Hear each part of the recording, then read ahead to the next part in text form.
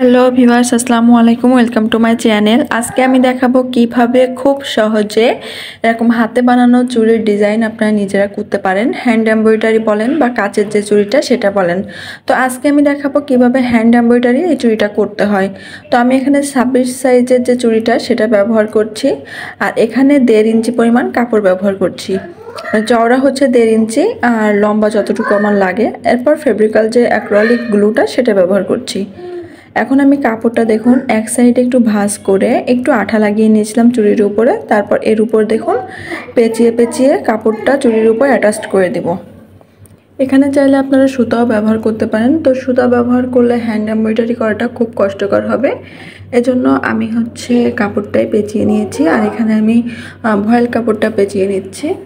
আপনারা পপলিন ভয়েল যে কোনো একটা করতে পারেন। তো এভাবে দেখুন আমি একটার পর একটা ভাঁজ দিয়ে নিচ্ছি, যাতে নিচের যে পার্টটা সেটা বোঝা না যায়। আর একটু সময় নিয়ে নিয়ে করবেন। আর এর ভিতরে আঠা ব্যবহার করার কোনো প্রয়োজন নেই। প্রথমে একটু আঠা দিয়ে বাকি শেষেরটুকু আঠা দিলেই হয়ে যাবে। দেখুন শেষেরটুকু করার জন্য আমি দুই পাশটায় ভাঁজ করে নিয়েছি। ভাঁজ করে দেন আমি এখানে পেঁচিয়ে নিব, যাতে করে আমার যে আগের পাশের যে একটা সাইড খোলা ছিল সেটা খোলা না থাকে আর সুতা বেরিয়ে না যায়। এরপর আমি লাস্টের ওটুকু দেখুন আঠা দিয়ে এখন ভাঁজ করে এটা মুড়িয়ে নিচ্ছি। আমার কাজটা অলমোস্ট কমপ্লিট। এই কাজটা করতে আমার বেশি হলে 1 মিনিট সময় লেগেছে। আর খুব সহজে এটা আঠা দিয়ে লাগানো যায়। আপনারা চাইলে এটা সেলাই করেও লাগাতে পারেন। এখন আমি দেখুন একটা গ্লিটার পেন নিয়েছি। এই গ্লিটার পেনটা দিয়ে আমি এখানে ড্রয়িংটা করে নিব। অবশ্যই গ্লিটার পেন কাজ করতে করতে উঠিয়ে যাবে, তারপরেও সমস্যা নেই, আমরা এভাবেই কাজটা করব। তো আমি এখানে ফুল লতা পাতা দিয়ে ডিজাইনটা করব। আর এখানে 3টা করে ফুল নিব বা 2টা ফুল নিব আর কড়ি নিব আর পাতা নিব। এভাবেই আমি পুরো ড্রয়িংটা কমপ্লিট করব। এই হ্যান্ড এমব্রয়ডারির বিভিন্ন চুড়ির ভিডিও আমি চ্যানেলে আপলোড করব। আপনারা যদি নতুন নতুন সকল ভিডিও দেখতে চান সেক্ষেত্রে অবশ্যই আমার চ্যানেলটি সাবস্ক্রাইব করবেন, লাইক কমেন্টস এবং শেয়ার করবেন। আর সাবস্ক্রাইব করলে নতুন নতুন সকল ভিডিও আমার চ্যানেলে আপনারা পেয়ে যাবেন। তো এখানে দেখুন আমি এখানে সুন্দর করে ড্রয়িংটা করে নিচ্ছি। আপনারা চাইলে এখানে জেল পেনটাও ব্যবহার করতে পারেন বা পেন্সিলের কলম বা সিগনেচার পেন যেটা সেটাও ব্যবহার করতে পারেন। আর আমি এখানে গ্লিটার পেনটা ব্যবহার করছি। এই গ্লিটার পেন আপনারা যে কোনো লাইব্রেরিতে 20 টাকা বা 25 টাকা দামে পেয়ে যাবেন। সেম প্রসেসে আমি পুরোটা কমপ্লিট করে নিলাম। এখন আমি সেলাই ভিডিওটা দেখিয়ে দিব। এখানে আমি করব ডিএমসি সুতা দিয়ে কাজ। আপনারা চাইলে সুতি লাচ্ছি সুতা বা ফেটি সুতা বা ভয়েল সুতা দিয়েও কাজ করতে পারেন।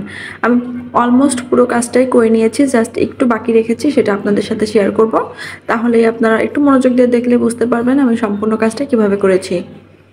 এখন আমি এখানে কুসুম কালারের একটা সুতা নিলাম। এই ডিএমসি সুতায় হয় কি, আমাদের যে লাচ্ছি সুতা নেই এখানে 2-3 গুণ সুতা নেওয়া লাগে। আর ডিএমসি সুতায় একসাথে 6 গুণ বা 5 গুণ এরকম থাকে। এটা নিলেই একবারেই আপনার কাজটা কমপ্লিট হয় আর খুব ইজি হয়। আর এখানে আমি ফুলের কাজটা করে নিব। আমার যেহেতু একটা আইডিয়া হয়ে গেছে, আপনারা যেভাবে ড্রয়িংটা করেছিলেন ঠিক সেভাবে ড্রয়িংয়ের উপর দিয়ে এই সেলাইটা করে নেবেন। আর আমি এখানে ফুলটা করছি শার্টিং স্টিচ দিয়ে। আপনারা চাইলে এখানে যে লেজি স্টিচ সেটা ব্যবহার করতে পারেন বা গিট ফোর ব্যবহার করতে পারেন, চেন সেলাই ব্যবহার করতে পারেন, এগুলো ব্যবহার করে কাজটা করতে পারেন। তো আমি পুরো কাজটাই শার্টিং স্টিচ দিয়ে করে নিব। শার্টিং স্টিচ বলেন বা ভরাট সেলাই বলেন, দুইটাই সেম। আমি এভাবেই কাজটা করে নিব। আর সুতি লাচ্ছি সুতা যদি আপনারা ব্যবহার করতেন সেক্ষেত্রে আপনারা যদি এই চুড়িটা বিক্রি করতে যাইতেন তাহলে দাম একটু কম আসতো। আর ডিএমসি সুতা যেহেতু একটু দাম বেশি, তো এটার দাম একটু বেশি আসে। আপনারা এক জোড়া 250 টাকা থেকে 200 টাকা, 200 থেকে 250 টাকা করে বিক্রি করতে পারবেন। এরপর ডিজাইন অনুযায়ী, ডিজাইন বেশি দিলে বেশি দাম বা কম দিলে কম দাম, এভাবে দামটা নির্ধারণ করতে পারেন। তো এই ডিএমসি সুতাগুলো আমার থেকে এক পিস নিয়েছে 8 টাকা করে। এগুলো 8 টাকা, 10 টাকা, 7 টাকা এভাবেই কিনতে পারবেন। আর এগুলো আপনারা যে কোনো সুই সুতার দোকানে, যেখানে সুতি লাচ্ছি সুতা ফেটি সুতা পায়, সেখানেই এগুলো পেয়ে যাবেন। তো আমি সেম প্রসেসে দেখুন 3টা করে পাতা এই পাশে, আবার 3টা করে পাতা বা শার্টিং স্টিচ এই পাশ ওপাশ, মোট 6টা করে পাপড়ি দিয়ে আমি এই ফুলের কাজটা করছি। এখানে আমি আমার পছন্দ মতো কালার নিয়েছি। কালোর উপরে যেহেতু সব কালার ফোটে, তো আমি এভাবেই আমার ইচ্ছা মতো পছন্দ মতো কালার করে নিচ্ছি। আর সেম প্রসেসে আমি পুরো কাজটা করে নিলাম। এখন দেখুন আমি কিভাবে সুইটা এর ভিতরে ইন করি। একটু দূরে সুইটা উঠিয়ে তারপর এটা আমি কাটিং করে দিব। আর এই কাজটা করতে আমরা যে গিট নিই সেই গিট নেওয়ার প্রয়োজন হয় না, জাস্ট কাপড়ের ভিতর সুইটা আস্তে ঢুকিয়ে একটু দূর থেকে সুতাটা রাখলেই হয়ে যায়। এরপর আমি দেখুন ফ্রেঞ্চ নট সেলাই দিয়ে এই কাজটা কমপ্লিট করে নিলাম। ফুলের ভিতরে বেগুনি কালারের সুতা দিয়ে আমি ফ্রেঞ্চ নটটা কেটে নিলাম। এখন আমার ফুলের কাজগুলো শেষ। এখন আমি দেখুন সম্পূর্ণ ফুলের কাজের ভিতরে এইভাবে শার্টিং স্টিচ দিয়ে মাঝখানে ফ্রেঞ্চ নট সেলাই ব্যবহার করেছি। এখন আমি এখানে দেখুন সবুজ কালারের সুতা নিয়েছি। সবুজ কালারের সুতাও আমি এভাবে গিট না দিয়ে কাপড়ের ভিতরে একটু দূর থেকে ঢুকিয়ে নিলাম। এরপর আমি ডাল স্টিচ বা যে ডাল সেলাইটা সেটা ব্যবহার করব। এটা হচ্ছে আপনার এখানে যে ব্যাক স্টিচ 4 বা কাঁথা সেলাই এটাও ব্যবহার করতে পারতেন। তো আমি এখানে ডাল সেলাইটাই নিচ্ছি। নেওয়ার পর এখানে আমি যে ফ্রেঞ্চ নট স্টিচ দিয়ে যে কড়িগুলো মুকুলগুলো করে নিয়েছিলাম সেই পর্যন্ত এটা আমি নিব। আপনারা চাইলে এখানে কড়ি, পাতা, ফুল এভাবেও করতে পারেন, সেটা আপনাদের পছন্দ অনুযায়ী। আমি জাস্ট আপনাদের কিভাবে কাজ করা যায় তার একটা আইডিয়া দিচ্ছি। এখন এটা আমি কাটিং করব, এজন্য এটাও আমি একটু দূরে নিয়ে দেন কাটিং করে নিব। আর কাজটা দেখতে যতটা সহজ মনে হচ্ছে ততটা সহজ না। দেখুন সুতাটা একটু বাড়তি ছিল, এজন্য কাপড়ের ভিতর সুইটা ঢুকিয়ে জাস্ট সুই দিয়ে সুতাটা সরিয়ে নিলাম। কাঁথার ভিতরে আমরা যেভাবে কাজ করি ঠিক সেভাবে কাজ করব। এখন আমি এখানে পাতা সেলাই করব। এখানে আমি খেজুর কাটা ভরাট বা মাছ কাটা ভরাট বা ফিশবন স্টিচ যেটা বলে সেটা ব্যবহার করছি। আর ফুলে বা শার্টিং স্টিচের মতো করেই এটা একটু ছোট বড় করে এভাবে করতে হয়, জন্য এটাকে